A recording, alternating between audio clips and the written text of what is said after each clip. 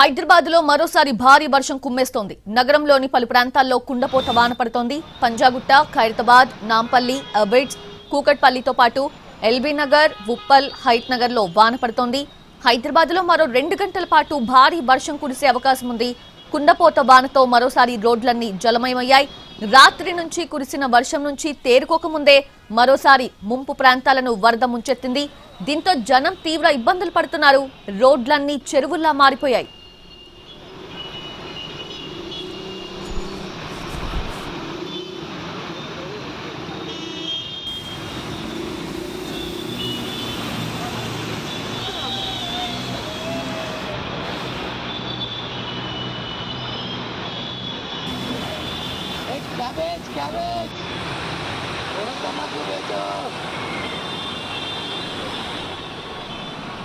భారీ వర్షంతో హైదరాబాద్ వాసులకు ఇక్కట్లు తప్పడం లేదు. కుండపోత వానతో నగరం స్తంభించిపోయింది. రోడ్లపై ఎక్కడికక్కడ ట్రాఫిక్ జామ్ ఏర్పడింది.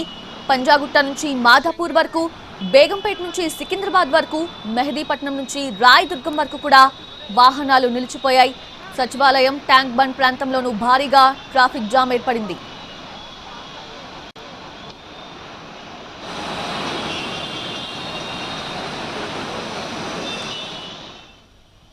రైట్, లేటెస్ట్ అప్డేట్స్ తెలుసుకుందాము. మా ప్రతినిధి సుధీర్ ప్రెసెంట్ సచివాలయం నుంచి లైవ్ లో అందుబాటులో ఉన్నారు. సుధీర్, సచివాలయం, ట్యాంక్ బండ్ ప్రాంతంలో కూడా భారీగా ట్రాఫిక్ జామ్ అయినట్లు తెలుస్తోంది. సో కరెంట్ సిచ్యువేషన్ ఎలా ఉంది అక్కడ? ఉదయం నుంచి చాలా ఉక్కపోతగా ఉన్న వాతావరణం ఒక్కసారిగా మారిపోయిందని చెప్పొచ్చు.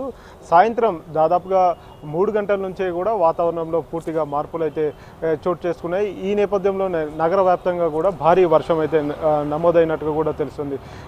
నిన్న రాత్రితో పోల్చుకుంటే ఇప్పుడు కాస్త కొంచెం తక్కువగానే వర్షపాతం నమోదైంది. నిన్న ముషిరాబాద్లో ఒక్క గంటలోనే దాదాపు 18 సెంటీమీటర్ల వర్షపాతం అయితే నమోదైంది. ఇప్పుడు ప్రస్తుతం కురిసిన వర్షపాతం ప్రకారం చూసుకున్నట్లయితే ఒక్కొక్క ప్రాంతంలో ఒక్కో రకంగా వర్షపాతం కురిసినట్టుగా కూడా వాతావరణ శాఖ స్పష్టం చేసింది. ప్రస్తుతం హైదరాబాద్లోని చాలా ప్రాంతాల్లో కూడా ట్రాఫిక్ జామ్ అయింది.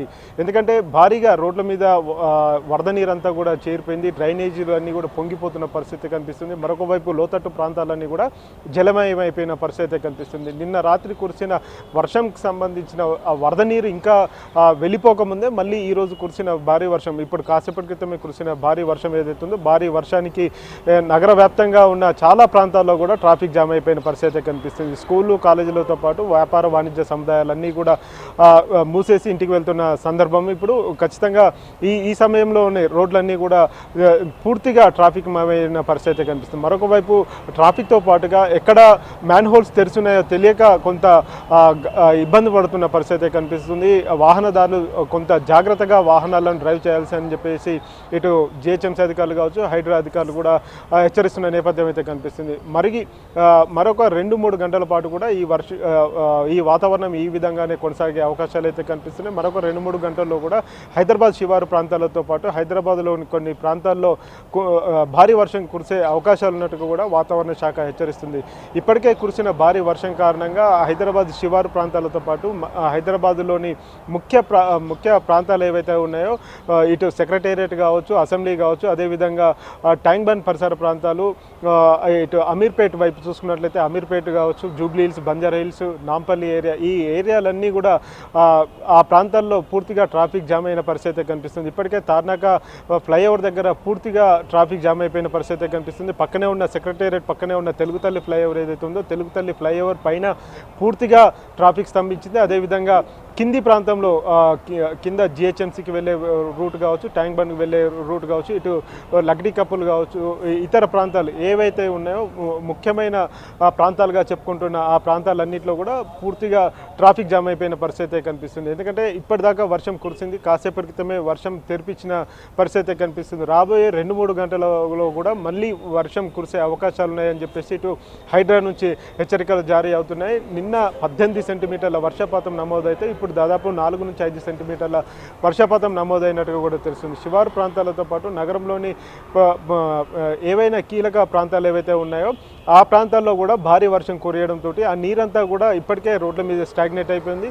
ఆ స్టాగ్నేట్ అయిన వాటర్ అన్నింటినీ కూడా తొలగించే ప్రయత్నం ఇటు జిహెచ్ఎంసీతో పాటు హైడ్రా సిబ్బంది చేస్తున్నారు. అయితే కొన్ని ప్రాంతాల్లో హైడ్రాకు జిహెచ్ఎంసీకి కోఆర్డినేషన్ లేక కొంత గందరగోళ పరిస్థితి అయితే ఏర్పడుతుంది. గతంలో ఈ ప్రాంతాలు ఇక్కడ ఎక్కడైతే నీరైతే నిలిచిపోయిందో ఆ నీటిని తొలగించేందుకు జిహెచ్ఎంసీ అధికారులు ప్రయత్నాలు చేసేవారు. కానీ ఇప్పుడు హైడ్రాకు పనులు అప్పగించడంతో కొంత గందరగోళ పరిస్థితి అయితే ఏర్పడింది. ఇవే కాకుండా కొన్ని ప్రాంతాల్లో కరెంటు సమస్య కూడా ఏర్పడిన కూడా తెలుస్తుంది. ఎందుకంటే చెట్లు కూడా విరిగి పడిన పరిస్థితి అయితే కనిపిస్తుంది. అక్కడక్కడ కొన్ని చెట్ల కొమ్మలు కరెంటు స్తంభాల మీద విరిగి పడడం కావచ్చు, లేకపోతే ఇతర పనుల కారణంగా పూర్తిగా కరెంటుకి అంతరాయం ఏర్పడిన పరిస్థితి కనిపిస్తుంది. ఏది ఏమైనా కానీ రాబోయే 2-3 గంటల పాటు కూడా కొంత అప్రమత్తంగా ఉండాలని చెప్పేసి వాతావరణ శాఖ హెచ్చరికలు జారీ చేసింది. ఈ నేపథ్యంలోనే ఇటు రాష్ట్ర ప్రభుత్వం కూడా నగర ప్రజలను అలర్ట్ చేసే ప్రయత్నం అయితే చేస్తుంది. అత్యవసరమైతే తప్ప బయటికి రావద్దని చెప్పే ప్రయత్నం అయితే చేస్తుంది. సాధ్యమైనంత తొందరగా ఇళ్లకు చేరుకోవాలని చెప్పేసి కూడా సూచిస్తుంది. రాబోయే 2-3 రోజుల పాటు కూడా భారీ వర్షాలు కురిసే అవకాశం ఉందని చెప్పేసి వాతావరణ శాఖ చెప్తుంది.